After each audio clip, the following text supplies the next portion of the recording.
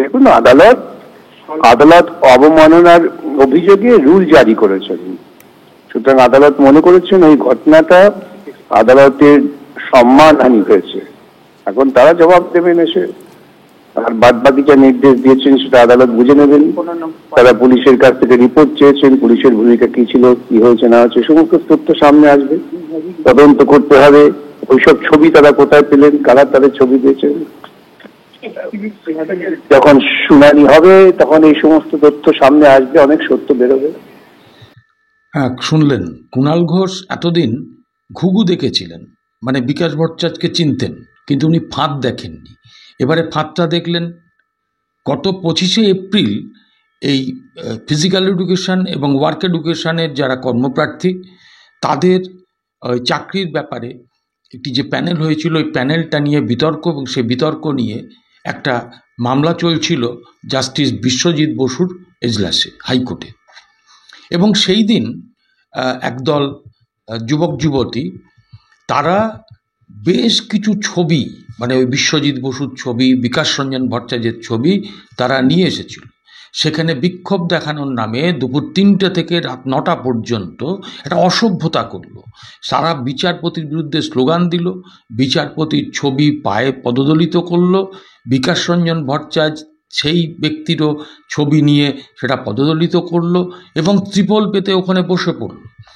এটা আপনারা এইগুলো আগে আমি একটা ভিডিও করেছি, শুনেছেন, আপনারা জানেন বিষয়টা ইতিমধ্যেই। এখন সেই সমস্ত যারা টেন্টেড প্রার্থী তারাই কিন্তু চলে গেলেন কুণাল ঘোষের কাছে পরের দিন, এবং পরের দিন কুণাল ঘোষ তাদের নিয়ে প্রেস কনফারেন্স করলেন। প্রেস কনফারেন্স করে কুণাল ঘোষ বললেন যে এরা যোগ্য, এদের চাকরি দিতে হবে। আচ্ছা বলুন তো, লোকে বলে যে কুণাল ঘোষ হচ্ছেন ক্লাস 10 পাস। দ্বিতীয়ত হচ্ছে তিনি সারদা মামলায় 3.5 বছর জেল খেটেছেন। তো তিনি বলে দেবেন যে কারা যোগ্য কারা অযোগ্য? জাস্টিস বিশ্বজিৎ বসুর বলার অধিকার নেই, হাইকোর্টের বলার অধিকার নেই, কুণাল ঘোষ বলে দেবেন? সত্যি এটা আমাদের একটা দুর্ভাগ্যের বিষয়। তো সেই কুণাল ঘোষের এই ধরনের কাজ, এতগুলো ছেলেকে লেলিয়ে দিলেন। এমনি ছেলেগুলোর তো একুল ওকুল দুকুলই গেল।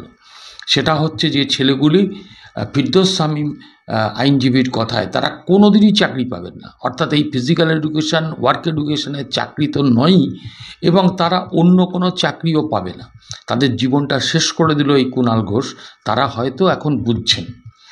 আর সেই নিয়ে হাইকোর্টের যারা বরিষ্ঠ আইনজীবী তারা এটা দৃষ্টি আকর্ষণ করেছিলেন প্রধান বিচারপতি। প্রধান বিচারপতি নির্দেশ দিয়েছিলেন মামলা করার। সেই মামলাটা করা হয়েছিল এবং তার গতকাল শুনানি হলো, এবং সেই শুনানিতে পরিষ্কার করে প্রধান বিচারপতি যে 3 জনের বেঞ্চ বানিয়ে দিয়েছিলেন, এই ব্যাপারে বলে রাখা ভালো, সেই 3 জন বিচারপতির বেঞ্চ গতকাল খুব কঠোরভাবে বলেছেন যে প্রথম কথা হচ্ছে যারা এই ধরনের কাজ করেছে তাদেরকে চিহ্নিত করে তাদের ডিটেলস দিতে বলেছেন পুলিশ কমিশনারকে। কলকাতার পুলিশ কমিশনার মনোজ ভার্মাকে তারা নির্দেশ দিয়েছেন। দ্বিতীয়ত হচ্ছে যে যারা এই অপরাধী হিসাবে চিহ্নিত তাদেরকে হলফনামা দিয়ে তাদের বক্তব্য জানাতে হবে। এবং আরও যেটা কথা সেটা হচ্ছে যে হাইকোর্টের রেজিস্ট্রারকে এই বিচারপতি 3 জনের বেঞ্চ তারা নির্দেশ দিয়েছে যে সবার কাছে সঠিকভাবে যাতে নোটিশটা পৌঁছয় এবং সেইগুলো দেখভালের জন্য। আজকে এই রকম একটা পরিস্থিতিতে দাঁড়িয়ে এখন যে কুণাল ঘোষ, ওনার নয় ধরুন জেল খাটার অভিজ্ঞতা আছে, 3.5 বছর জেল খেটেছেন, উনি আবার যদি জেলে যান ওনার কোনো অসুবিধা হবে না। কিন্তু এই বাচ্চা বাচ্চা ছেলে মেয়েগুলো যাদেরকে নাকি উস্কানি দিয়ে তাদেরকে ওখানে পাঠিয়েছে বলে আইনজীবীদের একাংশ অভিযোগ করছে, এবং সেটা প্রমাণ করবেন বলে তারাও সেটা দায়িত্ব নিয়েছেন। তো সেই ছেলে মেয়েগুলোর কী অবস্থা করলেন উনি? আজকে তৃণমূল কংগ্রেসের মুখপাত্র হিসাবে যত নোংরা কাজ সেইগুলো কুণালবাবু করেন, আর সেইটা করতে করতে উনি ধরাকে সরাক জ্ঞান করছেন।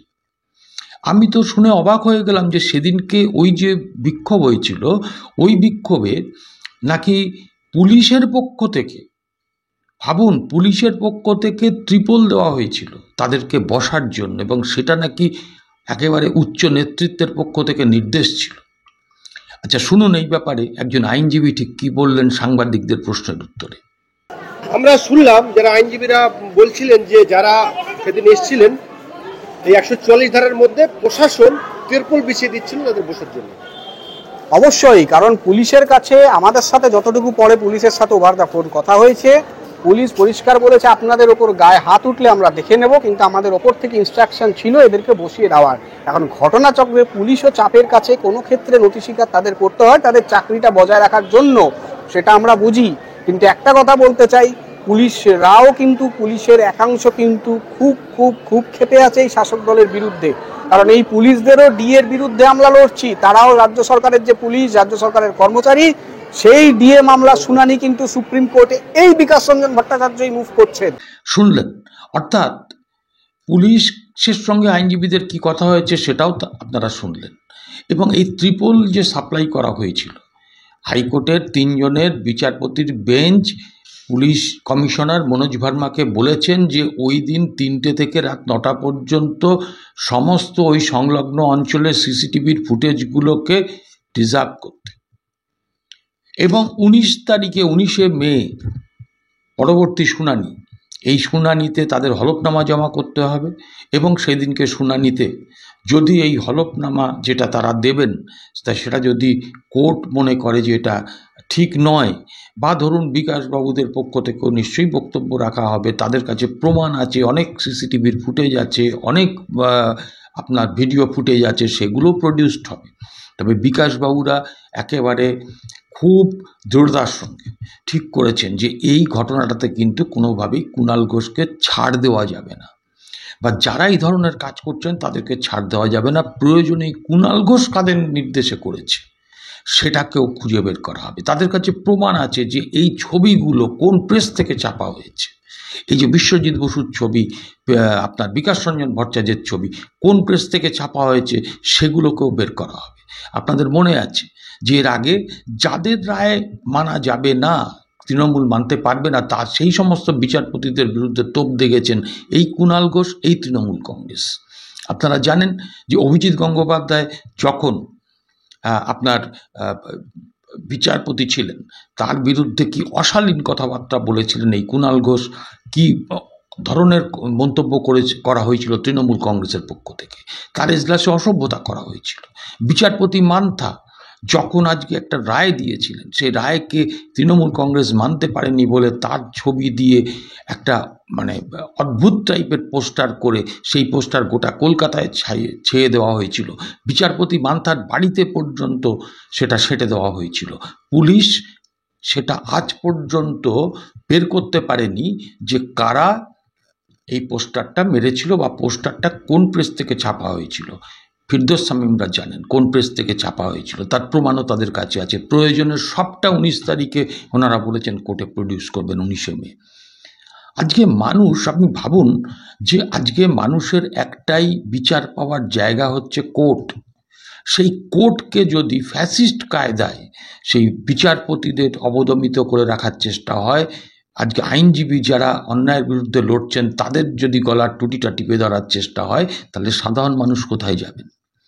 তাই আমি আমার বক্তব্যটাকে না বাড়িয়ে এ কথাটাই বলব যে বিকাশ রঞ্জন ভট্টাচার্য তিনি কিন্তু একান্তে যেটা বলেছেন, এই মামলা শেষ দেখে ছাড়বেন, যাতে আগামী দিনে কেউ আর এই দুঃসাহস দেখাতে না পারে। আর কুণাল ঘোষ গেছেন লন্ডনে বেড়াতে, আজকেই গতকালই গেছেন। তো কুণাল ঘোষ যদি মনে করেন লন্ডনে গিয়ে উনি বেঁচে যাবেন, তাহলে কিন্তু উনি ভুল ভাবছেন। ওনাকে হলফনামা দিতে হবে এবং প্রয়োজনে হাইকোর্ট বলেছে রুল জারি করা হবে। সুতরাং আমরাও তাকিয়ে আছি যে এই ঘটনার একটা এসপার ওসপার হোক, এবং বিকাশবাবুদের পাশে আমরা সবাই আছি। আপনারা কিভাবে বিষয়টাকে দেখছেন একটু জানাবেন আপনাদের কমেন্টের মধ্যে দিয়ে, এবং এই চ্যানেলটা যদি ভালো লাগে তাহলে একটু সাবস্ক্রাইব করে পাশে থাকবেন। আজকে এইটুকুই, আবার দেখা হবে পরবর্তী এপিসোডে। নমস্কার।